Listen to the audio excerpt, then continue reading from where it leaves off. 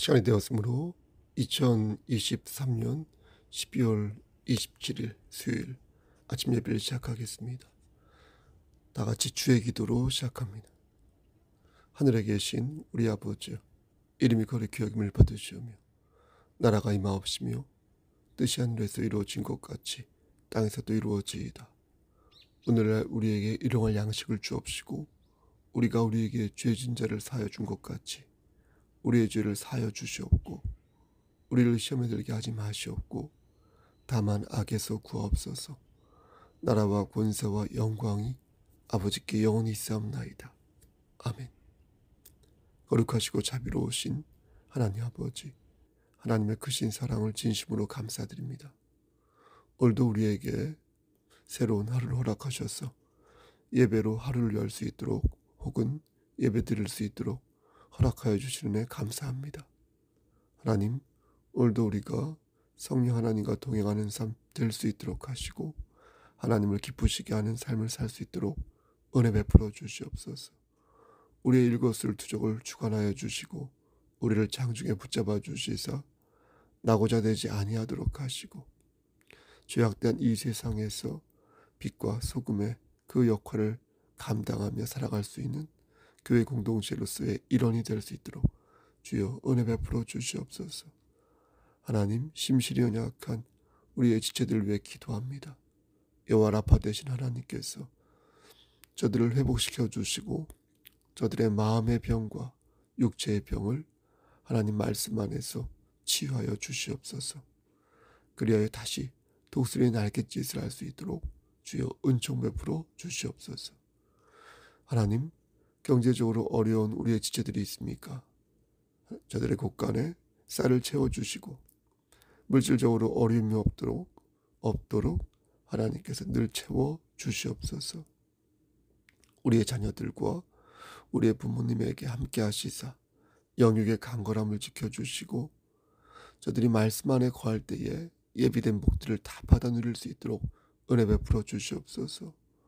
우리 교회에 속한 권사님들 함께 하시고 인도하시사 저들이 기름을 준비한 다섯 자녀처럼 늘 성령 충만한 자가 되어 하나님께서 부르실 때에 잘했다 칭찬 듣는 그런 충성된 종아 칭찬 듣는 그런 귀한 권사님들 될 수 있도록 하나님 저들의 심령을 주관하여 주시옵소서. 장로님과 교육자들에게도 함께 하시사 하나님 서로 섬기고 받드는 가운데 하나님 중심의 삶을 살 수 있도록 하시고 맡겨진 사명을 기쁨으로 잘 감당할 수 있도록 은총 베풀어 주시옵소서. 우리 성석교회 모든 지체들이 하나님 말씀 안에서 자신에게 할당된 그 십자가를 바르게 반듯하게 지고 갈 수 있도록 도와주시옵소서. 부족한 저에게도 함께하여 주시옵소서. 예수 그리스도 인 받도록 감사하며 기도드렸사옵나이다. 아멘. 하나님 말씀 마태복음 13장 10절에서 17절 말씀을 봉독합니다. 마태복음 13장 10절에서 17절입니다. 시작성경 20쪽입니다. 제자들이 예수께 나와 이르되 어찌하여 그들에게 비유로 말씀하시나이까? 대답하여 이르시되 천국의 비밀을 아는 것이 너희에게는 허락되었으나 그들에게는 아니 되었나니 무릇 있는 자는 받아 넉넉하게 되되 없는 자는 그 있는 것도 빼앗기리라. 그러므로 내가 그들에게 비유로 말하는 것은 그들이 보아도 보지 못하며 들어도 듣지 못하며 깨닫지 못함이니라.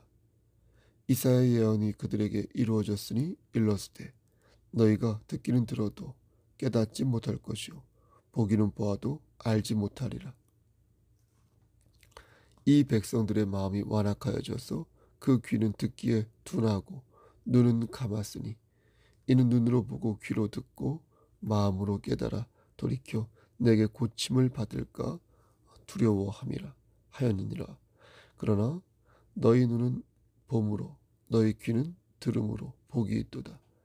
17절 내가 진실로 너희에게 이르노니 많은 선지자와 의인이 너희가 보는 것들을 보고자 하여도 보지 못하였고 너희가 듣는 것을 듣고자 하여도 듣지 못하였느니라. 아멘. 하나님, 이 말씀을 들어 사용하여 주시옵소서. 예수 그리스도의 이름 받들어 감사하며 기도드렸사옵나이다. 아멘.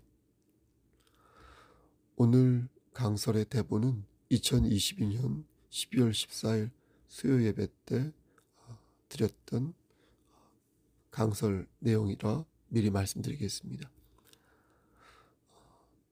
제자들이 예수님께 나와 어찌하여 비유로 말씀하는 것인지 여쭈었습니다.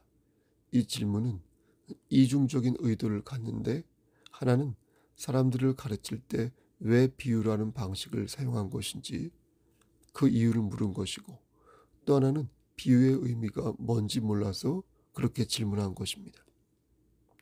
예수님께서는 제자들에게 그런 질문을 받으시고 11절부터 17절까지 비유로 말씀을 가르친 이유와 비유의 의미가 무엇인지 친절하게 일러주셨습니다. 비유로 말씀한 이유는 이해를 돕기 위해서 그런 것이다, 이렇게 말씀하셨고요. 그 의미는 다음과 같다고 말씀하셨습니다. 우선 11절 말씀을 보면 예수님께서는 천국의 비밀을 아는 것이 너희에게 허락되었다, 이렇게 말씀하셨습니다. 천국의 비밀이란 무엇입니까? 하나님의 나라가 이 땅에 온다는 것인데, 사실 이것을 비밀이라고 말할 수 없는 게 여러분 아시죠? 이스라엘 백성들이라면 누구나 아는 내용이었기에 예수님께서는 그 비밀을 아는 것이 너희에게 허락되었다, 이렇게 말씀하신 것입니다. 예를 들면 우리나라 사람들은 한국이 남북으로 분단이 되어 있다는 사실을 다 알고 있지 않습니까? 그래서 통일이 되기를 많은 국민들이 바라고 있는데, 그것처럼 이스라엘 백성들도 하나님 나라가 도래할 것을 누구나 알고 있었던 것입니다. 그런데 예수님께서는 그 나라가 이제 왔다, 이렇게 말씀하신 것입니다. 당신이 하나님의 나라이기에 이렇게 너희들 눈앞에 있으니 천국의 비밀이 실현됐다는 것입니다.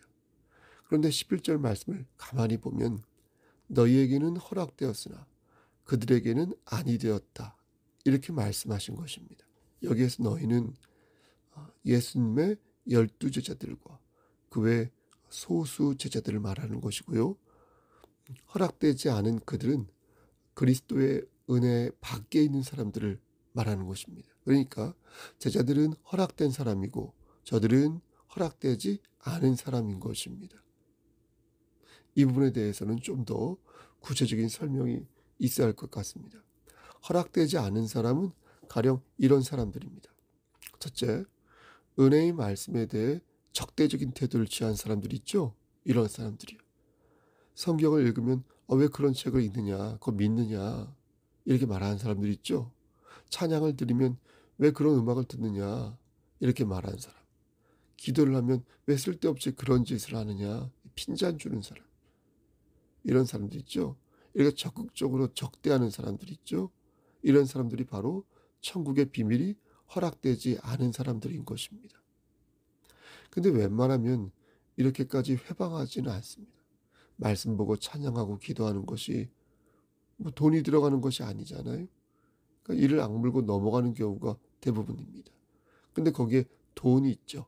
돈이 결부되면 좀 달라지는 것을 봅니다.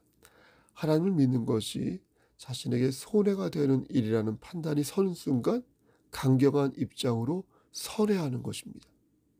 그러다 보니 천국의 비밀이 허락되지 않은 사람들은 한 가지 공통적인 모습을 보입니다. 여러분, 그것이 무엇인지 아십니까? 그것은 바로 합리적인 이해관계입니다. 그들은 하나님을 적대시 여기지 않지만 하나님을 위해서 자신을 희생하지도 않습니다. 그러니까 손해볼 일은 절대 하지 않아요. 그래서 누구를 섬기거나 공개하는 일은 없고요. 조금만 자신에게 손해가 된다고 하면 손익분기점 그 사이에 두고 아주 빠르게 손절하는 모습을 보입니다. 그러다 보니 어떻습니까? 그들은 기적만을 기대합니다. 예수님 당시 병고침과 오병이어의 기적만을 기대하면서 예수님을 따라다녔던 다수의 사람들이 있죠. 그런 사람들이 예수님께서 끈떨어진 가시되자 어떻게 하였습니까? 한순간에 예수님을 모른 척하지 않았습니까? 자신에게 이득이 될 것 같으면 아주 친밀하게 굽신거리고 막 이러지만 조금이라도 손해가 될 거나 상대가 별 볼 일 없다는 생각이 들면 가차없이 관계를 끊는 그런 사람이 바로 천국의 비밀을 받지 못한 사람이다. 이렇게 말씀드릴 수 있겠습니다. 그러니까 여기에는 복합적인 의미가 들어있는 것입니다. 유대인들은 자신들이 천국의 비밀을 알고 있다고 생각했습니다. 이방인들은 알지 못하지만 자신들은 선택된 백성이므로 저들과 달리 하나님의 나라가 임하게 된다는 사실을 모두 알고 있었다는 것입니다. 근데 문제는 그 나라가 지금 임했다는 사실을 저들이 모르고 있다라는 것입니다. 예수님이 천국인데 예수님을 믿지 않으니까 천국이 이미 도래했다는 것을 저들이 모르고 있었다는 것입니다. 그래서 그 모습을 보시고 예수님께서는 13절에 이렇게 말씀하신 것입니다. 무릇 있는 자는 받아 넉넉하게 되되 없는 자는 그 있는 것도 빼앗기리라. 여러분 생각해 보십시오. 원래부터 천국의 비밀을 모르는 A라는 사람이 있고 원래는 알았는데 지금 천국이 왔다는 사실을 유대인들처럼 모르는 B라는 사람이 있습니다.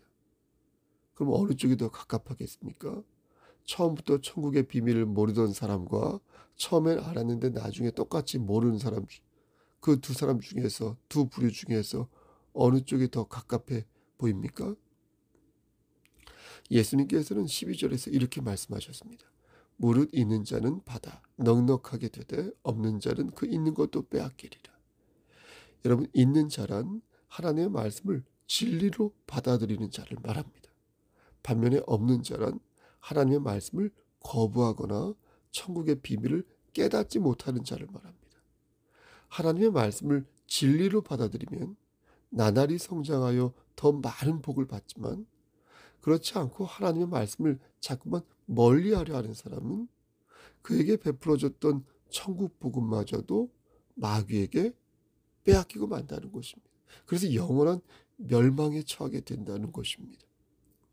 결국 예수님의 말씀은 진리가 너희 앞에 있는데 왜 내가 누구인지 모르는 것이냐 라고 경책하였던 것입니다. 너희가 진리를 기다린다고 하더니 막상 너희 앞에 진리가 왔는데 나를 홀대하고 진리를 홀대하고 진리의 말을 귓등으로 들으니 이럴 거면 너희가 받은 것을 떼어내어 천국의 비밀을 깨달은 자에게 보태주겠다는 것입니다. 정리하면 이 세상에는 세 부류의 사람이 있다고 볼 수 있습니다. 첫째, 천국의 비밀을 머리로 알고만 있는 자. 둘째, 천국의 비밀을 아예 모르는 자. 그리고 셋째, 천국의 비밀을 알고 매일 그 말씀을 묵상하며 일일신, 우일신 깨닫는 자. 여러분들은 어느 쪽에 해당하십니까? 우리의 깨달음이 완벽할 수는 없어도 부족하나마 매일매일 말씀 안에서 천국의 비밀을 깨닫기 위해 우리가 노력한다면 우리는 천국의 비밀을 알고 매일 말씀을 묵상하는 지혜로운 자가 맞을 것입니다. 그런데 여기에서 한 가지 의문이 생깁니다. 하나님께서 저들에게 천국의 비밀을 허락하셨다면 그 비밀이 무엇인지 알 수 있도록 왜 도와주시지 않는 것일까요?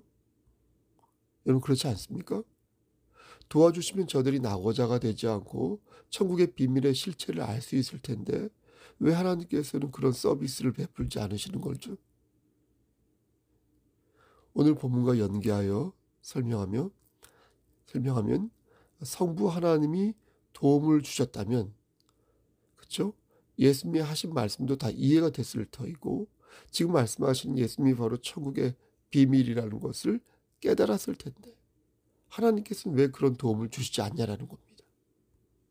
그러고 나서 12절에서 누구든지 있는 자는 더 있고 조금밖에 없는 자는 있는 것도 다 빼앗긴다고 하니 그 책임을 하나님에게 물어야 하는 것이 아닌지 묻게 되는 것입니다.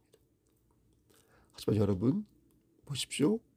이 논리대로라면 세상의 모든 비극은 모두 하나님의 잘못이 되죠. 애당초 교만한 천사가 나온 것도 그렇고 애당초 에덴 동산에 선악과가 있는 것도 그렇고 애당초 인간에게 자유의지를 준 것도 그렇고 모든 탓을 하나님의 작정에서 찾을 수 있죠. 은혜 밖에 있는 사람들은 우리가 이렇게 말할 것입니다. 우리에게 이렇게 말할 것입니다. 목사님, 내가 하나님을 경배하지 않는 이유는요, 하나님께서 나에게 그런 마음을 주시지 않았기 때문입니다. 내가 하나님을 찬양하지 않고요, 내가 하나님께 간청하지 않고요, 내가 하나님께 헌신하지 않은 이유는요, 모두 다 하나님 때문입니다. 하나님이 나에게 주실 것을 주시지 않아서 그런 것이기에 이 모든 것을 하나님의 작정이라고 말할 수 있는 것입니다. 이렇게 말할 것입니다. 근데 여러분, 이 말이 맞습니까? 그들이 은혜 밖에 있는 이유가 하나님께서 그들을 미워하시기 때문에 그런 것입니까? 혹시 은혜를 줘도 그걸 소화하지 못할 것 같아서 애당초 주시지 않은 것입니까? 그렇지 않습니다. 그들이 은혜 밖에 있는 이유는 그들 스스로 은혜를 거부하였기 때문입니다. 하나님께서는 분명히 말씀하셨습니다. 하나님이 세상을 이처럼 사랑하사 독생자를 주셨으니 이는 그를 믿는 자마다 멸망하지 않고 영생을 얻게 하려 하심이라. 내 아내와 내 남편과 내 자녀와 내 부모, 내 지인들이 주를 영접하지 아니하였기에 그가 은혜 밖에 있는 것이지 하나님이 그들을 미워서 그들을 배제한 게 아니라는 것입니다. 디모데전서 2장 4절에서도 분명히 말씀하셨습니다. 하나님은 모든 사람이 구원을 받으며 진리를 아는 데에 이르기를 원하시느니라. 베드로후서 3장 9절에서도 이와 비슷한 말씀을 하였습니다. 주의 약속은 어떤 이들이 더디다고 생각하는 것 같이 더딘 것이 아니라 오직 주께서는 너희를 대하여 오래 참으사 아무도 멸망하지 아니하고 다 회개하기에 이르기를 원하시느니라. 그러니까 나의 가족과 나의 친구와 나의 이웃이 은혜 밖에서 고개를 숙이고 서 있는 이유는 그들이 하나님의 은혜를 거역했기 때문이라는 것입니다. 그럼 하나님의 강력한 간섭으로 그들의 자유의지를 꺾어주시면 안 될까요? 그들의 다리 몽둥이를 꺾어서라도 부러뜨려서라도 그들이 탕자가 되어 쥐엄나무 열매를 먹게 해서라도 풍랑 속에서 하나님의 손길을 기대하는 베드로처럼 아주 강력하게 그들의 의지를 꺾어 은혜 안에 들어오게 하면 안 되는 것일까요? 저는 이러한 의문이 들 때마다 항상 두 가지 사안을 여러분들에게 강조하였습니다. 여러분 기억하십니까? 하나는 하나님의 주권을 받드는 것이고 또 하나는 하나님을 의지하는 것입니다. 여러분 생각해 보십시오. 우리의 자유의지대로 우리가 살아갈 때 항상 기분 나쁜 일만 경험하였습니까? 아닙니다. 자유의지는 우리를 행복하게 만드는 윤활유여서 이것으로 우리의 삶을 보다 윤택하게 만들 수 있습니다. 또한 이 땅에서의 자유의지는 이 땅에서만 사용할 수 있어서 우리가 죽어 천국에 가게 되면 새로운 몸과 새로운 영으로 영생을 누리게 될 것이니 사용기간에 맞춰 우린 이 자유의지를 사용하면 되는 것입니다. 하나님께서 우리에게 자유의지를 주신 이유는 우리의 행복을 위해서 주신 것이지 우리 보고 불행해지라고 주신 게 아니라는 것입니다. 그러므로 그가 악해진 이유는 그가 죄를 지었기 때문인 것이지 하나님의 잘못이 아닌 것입니다. 다시 말씀드려서 인간의 자유의지 역시 하나님의 작정 안에 있으므로 행위에 대한 책임은 당사자 인간이 져야 하는 것입니다. 예수님께서는 14절에서 이사야 예언을 인용하시면서 다음과 같은 사실을 분명히 하셨습니다. 하나님께서는 자유의지에 따라 완악해진 인간을 그대로 방치하신다. 인간의 자유의지는 하나님의 작정 안에 포함되어 있어서 그에 따른 책임은 하나님이 아니라 인간이 져야 한다. 하나님께서는 죄를 허용하실 수는 있어도 죄를 만들어내지는 않으신다. 여러분 말씀을 정리하겠습니다. 저는 오늘도 어떤 말씀을 전할까 고민하였습니다. 말씀을 듣는 자의 입장도 중요하지만 말씀을 전하는 자의 마음도 중요하기에 전하는 자와 듣는 자가 마음이 합해지는 말씀을 전하는 것은 전적으로 성령 하나님의 몫이라고 생각합니다. 그렇게 해서 정해진 오늘 본문은 왜 성도는 열심히 신앙생활을 하지 않는 것일까 하는 질문에서부터 시작되었습니다. 그리고 차라리 그를 풍랑 속으로 집어넣어 주님의 품으로 그를 돌아오게 하면, 그가 돌아오게 하면 어떨지 하는 요나의 마음을 갖는 것입니다. 하지만 주님은 저에게 이전의 깨달음을 다시 기억나게 하셨습니다. 그가 복음 안에 있지 아니하고 복음 밖에 서 있는 이유는 하나님 잘못이 아니니 하나님을 원망하지 말자. 하나님의 주권을 진정 믿는다면 지지듯 볶듯 결국에는 모든 것이 합력하여 선을 이룰 것을 믿자. 하나님께 모든 것을 의탁하자. 그리고 진리 안에서 말씀을 전하고 사람 중심이 아니라 복음 중심의 목회를 하자. 고린도후서 4장 3절 말씀을 보면 사도 바울이 복음이 가려진 이유를 설명하는 대목이 있습니다. 그런데 바울은 복음이 가려진 이유를 아주 세게 표현하였습니다. 만일 우리의 복음이 가렸으면 망하는 자들에게 가려진 것이라. 여러분, 복음이 가려졌다는 것은 복음을 받아들이지 않았다는 것입니다. 저들은 사도 바울의 복음을 받아들이지 않았습니다. 저들은 말하기를 바울의 설교는 소수의 영적인 마음을 가진 사람만이 이해할 수 있다고 말했습니다. 만약 바울이 진리를 사지 않고 진리를 파는 자였다면 그런 소리를 들어도 할 말이 없겠지만 사도 바울은 누구나 이해할 수 있는 말씀을 공개된 방식으로 합당하고 반듯하게 전하였습니다. 그러므로 그들의 주장은 타당한 주장이 아니었습니다. 그런 그들에게 바울은 자신 있게 저들이 망하는 자다 이렇게 말한 것입니다. 그리스도의 영광을 거부하는 자에게 망하는 자들이라고 자신 있게 말할 수 있었던 이유는 바울이 진리를 사수하기 위해서 혼신의 힘을 다했기 때문입니다. 말씀 마칩니다. 사랑하는 우리 성석교회 성도 여러분, 우리는 본의 아니게 시험에 들 때가 있습니다. 하나님의 일을 하면서 상처를 받을 때도 있고 하나님께 간청하는 기도가 자꾸 늦춰지는 것 같아서 힘이 빠질 때도 있습니다. 이런 우리에게 하나님께서 말씀하십니다. 수고하고 무거운 짐진 자들아 다 내게로 오라. 내가 너희를 쉬게 하리라. 그런데 정말로 쉬고 싶다면 우리는 먼저 하나님의 주권을 인정해야 할 것입니다. 나의 자유의지로 하나님을 판단하려 하지 말고 하나님께서 주신 은혜로 우리 아버지 하나님을 생각해야 할 것입니다. 정말로 잘 보고 정말로 잘 듣고 싶다면 그리스도 예수 안에서 진리를 사수하기 위해 본을 보여야 할 것이며 천국의 비밀을 소유한 자답게 우리가 서 있는 그 자리에서 성령의 능력으로 하나님을 기쁘시게 하는 삶을 살아야 할 것입니다.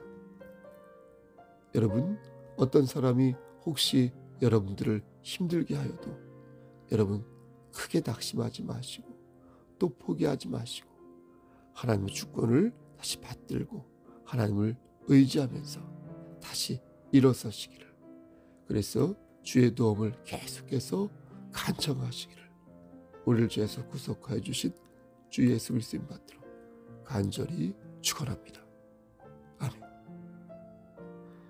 이제는 우리를 죄에서 구속하여 주신 우리 구주 예수 그리스도의 은혜와 아버지 하나님의 만극하신 그 사랑하심과 성령 하나님의 교통하시고 인도하시는 모든 역사하심이 진리를 사수하고 하나님의 주권을 받들며 하나님 더욱더 의지하여 새롭게 날갯짓하기를 소원하는 여기 모인 성도와 그들의 가정과 이 제단과 이 나라 위에 하나님의 사랑하심이 세세토록 함께 계실지어다. 아멘. 예배를 마쳤습니다. 오늘은 수요 예배가 있습니다. 7시 반에 수요 예배가 있습니다. 내일은 마지막으로 올해 셀 리더 모임을 오프라인으로 갔습니다. 그리고 돌아오는 주일은 12월 31일 올해 마지막 주일입니다.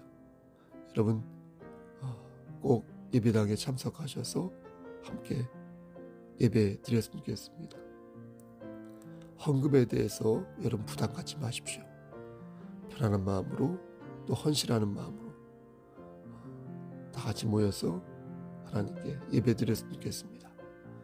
여러분 오늘 하루도 힘찬 하루 되십시오. 샬롬.